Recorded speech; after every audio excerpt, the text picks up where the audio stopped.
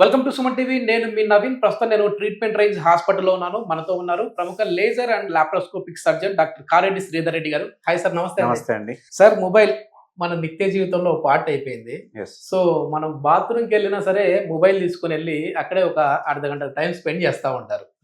దీనివల్ల కూడా మనకి స్టూల్ అనేది సరిగా అంటే గట్టి పడి సరిగా రావడానికి కూడా కుదరదు అని అంటా ఉంటారు సార్. అసలు ఒక హెల్తీ పర్సన్ ఎన్ని నిమిషాల వరకు బాత్రూంలో స్టూల్ కూర్చునే విధానం అంటే మల విసర్జన అనేది ఎన్ని నిమిషాలు చేయాలి?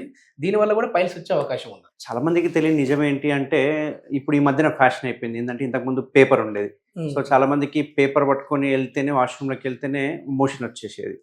బట్ ఇప్పుడు ఈ మధ్యన ఏమైందంటే ఇప్పుడు మొబైల్ ఫ్యాషన్ అయిపోయింది. సో యూజువల్‌గా ఇంట్లో కంటే బాత్రూమ్‌లో ఎక్కువ టైం స్పెండ్ చేస్తున్నారు. సో కొంచెం పీస్‌ఫుల్‌గా ఉంటది. బాత్రూమ్‌లో అయితే అన్ని పనులు చేసుకోవచ్చు. మొబైల్ మాట్లాడుకోవచ్చు, లేకుంటే మొబైల్ చూడొచ్చు, లేకుంటే ఇంకేదైనా ఫన్నీ వీడియోస్ చూడొచ్చు అన్న ఉద్దేశంతోటి ఏం చేస్తారంటే బాత్రూమ్‌లో అలా కూర్చుండిపోయి ఇక అట్లా చూస్తూనే ఉంటారు. ఆ ప్రోగ్రామ్ అయిపోయే వరకు వాళ్ళు బాత్రూమ్‌లోనే ఉండిపోతుంటారు. దానివల్ల ఏమవుతుందంటే ఈ ఎక్కువసేపు టైం స్పెండ్ చేయడం. యూజువల్‌గా చూసుకుంటే గనక ఒక 1-2 మినిట్స్‌లో మోషన్ అనేది కంప్లీట్ చేయాలి. 1-2 మినిట్స్ కరెక్ట్ టైం అంటే ఒక 2 మినిట్స్ లోపల మనకి ఏదైతే మొత్తం మోషన్ వస్తుందో అది మొత్తం వెళ్ళిపోవాలి. వెళ్ళిపోయిన తర్వాత ఇమ్మీడియట్‌గా మనం బయటకు వచ్చేసేయాలి. బట్ ఇప్పుడు ఏం చేస్తారంటే ఈ ఫోను, పేపర్ అయిపోయే వరకు, పేపర్ చదివి అయిపోయే వరకు వాళ్ళు అక్కడే కూర్చుంటారు. 5 నిమిషాలు కావచ్చు, 10 నిమిషాలు కావచ్చు. కొందరైతే హాఫ్ అన్ అవర్ కూర్చునే వాళ్ళు కూడా ఉంటారు. నా దగ్గరికి వస్తుంటారు పేషెంట్స్.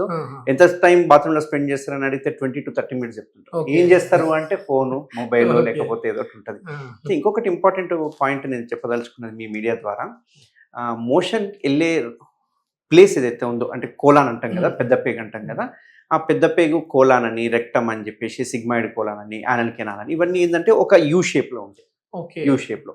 సో మామూలుగా కమ్మోడు మీద కూర్చున్నప్పుడు కాలు పైకి ఎత్తితే గనక, అంటే మన కాళ్ళ కింద కొంచెం ఎత్తు పెట్టుకుంటే, ఒక ఇటుక పిల్ల మందం అంతా ఎత్తు పెట్టుకుంటే ఆ మోషన్ యూ షేప్ కాస్త స్ట్రైట్ లైన్ అవుతుంది. స్ట్రైట్ లైన్ అయినప్పుడు మోషన్ అనేది ఫ్రీగా వెళ్ళిపోతుంది, ఫాస్ట్గా వెళ్ళిపోతుంది, ఫ్రీగా వెళ్ళిపోతుంది. అంటే వెస్టర్న్ టాయిలెట్ వాడేవాళ్ళు, వెస్టర్న్ టాయిలెట్ వాళ్ళకి ఆ ఇబ్బంది లేదు. బట్ వెస్టర్న్ టాయిలెట్ ఏమవుతుంటే యూ షేప్ లో కూర్చుంటాం. యూ షేప్ లో కూర్చునే వరకు వాళ్ళకి స్ట్రైట్ ఉండదు, కెనాల్ అనేది స్ట్రైట్ ఉండదు. సో ఆగి ఆగి ఆగి వస్తుంటుంది. అదే కొంచెం కాళ్ళు హైట్ చేసుకున్నాం అనుకోండి, మోషన్ అనేది ఇమ్మీడియట్ గా స్ట్రైట్ ఫార్వర్డ్ వెళ్ళిపోతుంది. కాబట్టి యూజువల్ గా 2-3 మినిట్స్ కంటే ఎక్కువ టైం స్పెండ్ చేయొద్దని యూజువల్గా నేను చెప్తుంటాను. ఓకే, మామూలుగా ఇది పైల్స్కి ఏ విధంగా దారి తీసే విధంగా ఉంటుంది సార్? సో వీళ్ళు ఏమవుతుందంటే ఎక్కువసేపు కూర్చోవడం వల్ల వాళ్ళకి తెలియకుండానే ముక్కుతూ ఉంటారు అన్నట్టు. ఎందుకంటే కాన్స్టిపేషన్ మొత్తం అయిపోలేదేమో, అయిపోవాలని చెప్పేసి మళ్ళీ ముక్కడం చేస్తూ ఉంటే ఏమవుతుంది, అక్కడ ఉన్న రక్తనాళాలు అనేవి సాగి సాగి కిందికి వచ్చి జారుతూ ఉంటాయి అన్నట్టు వాటిని. ఇప్పుడు ఎందుకంటే పైల్స్ అంటే అందరూ ఏమంటారు, ఏదో అక్కడ ముద్దలాగా తయారవుతుందేమో అనుకుంటారు. బట్ నథింగ్ బట్ ఇవి పైల్స్ అనేవి అక్కడ ఉన్న రక్తనాళాలే సాగి కిందికి జారుతూ ఉంటాయి. దీనికి ట్రీట్మెంట్ ఎట్లా ఉంది సార్ మన దగ్గర ట్రీట్మెంట్ రేంజ్ హాస్పిటల్లో? ట్రీట్మెంట్ రేంజ్ హాస్పిటల్లో ముఖ్యంగా పైల్స్ కావచ్చు, ఫిషర్ కావచ్చు, ఫిస్టులా కావచ్చు, దీనికి ఏంటంటే కంప్లీట్ లేజర్ ట్రీట్మెంట్ చేస్తున్నాం. ఎటువంటి కోత కుట్లు లేకుండా కంప్లీట్ లేజర్లో చేయడం వల్ల అడ్వాంటేజ్ ఏమవుతుందంటే పేషెంట్ ఇమ్మీడియట్గా డిశ్చార్జ్ చేయడం జరుగుతుంది. అంతేకాకుండా పేషెంట్కి ఎటువంటి పెయిన్ ఉండదు, కంప్లీట్ పెయిన్లెస్ ట్రీట్మెంట్. ఈ స్టేప్లర్ అనేది అయితే కొత్త టెక్నాలజీ ఉందో మన దగ్గర సెకండ్ జనరేషన్ స్టేప్లర్స్ మార్కెట్లో ఇంకా రిలీజ్ కాలేదు. ఆ సెకండ్ జనరేషన్ స్టేప్లర్తో వాడడం వల్ల కంప్లీట్ పెయిన్లెస్ ట్రీట్మెంట్ అంటే ఈ లేజర్తో పాటు ఈ స్టేప్లర్ మెథడ్ చేయడం వల్ల 100% పైల్స్ని అరికట్టొచ్చు. అండ్ రికరెన్స్ రేట్ అనేది చాలా తక్కువ ఉంటుంది. ఒకవేళ స్టేప్లర్ కమ్ లేజర్ వాడితే కనుక గ్రేడ్ 4 పైల్స్ అయినా సరే అవి ఇమ్మీడియట్గా మాయమైపోతాయి అండ్ ఇమ్మీడియట్ రిజల్ట్స్ వస్తాయి. అండ్ విత్ ఇన్ 3 వీక్స్లో మొత్తం మాయం. మళ్ళీ వచ్చే అవకాశం ఉంటుందా సార్ ఇవి? అంటే ఒకసారి సర్జరీ అయిన తర్వాత, ఈ లేజర్ ట్రీట్మెంట్ అయిన తర్వాత ఇక్కడ మెయిన్ ఏంటి అంటే మనకి రక్తనాళాలు అనేవి మామూలుగా చుట్టూ ఉంటాయి, యానల్ కెనాల్ చుట్టూ ఉంటాయి.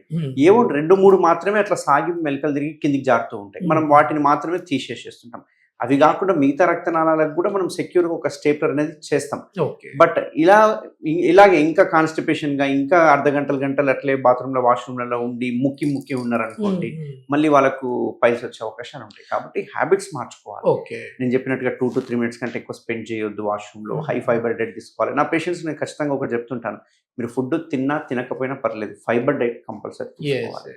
అది ఏంటి అంటే మెయిన్గా క్యారెట్, కీరా తీసుకోమని చెప్తున్నాను. అది ఎక్కువ తీసుకుంటే కనుక మోషన్ అనేది ఫైబర్ కంటెంట్ కాబట్టి పీచు పదార్థం అనేది ఎక్కువ ఉండాలి. అంటే మామూలుగా ఈ ప్రోటీన్ రిచ్ ఎక్కువ తీసుకోవడం వల్ల కూడా ప్రాబ్లం అవుతుందా సార్? ప్రోటీన్ ఎక్కువ తీసుకోవడం వల్ల కూడా ఇప్పుడు మామూలుగా మనం చూస్తాం మటన్, చికెన్ ఇవన్నీ తీసుకుంటుంటారు.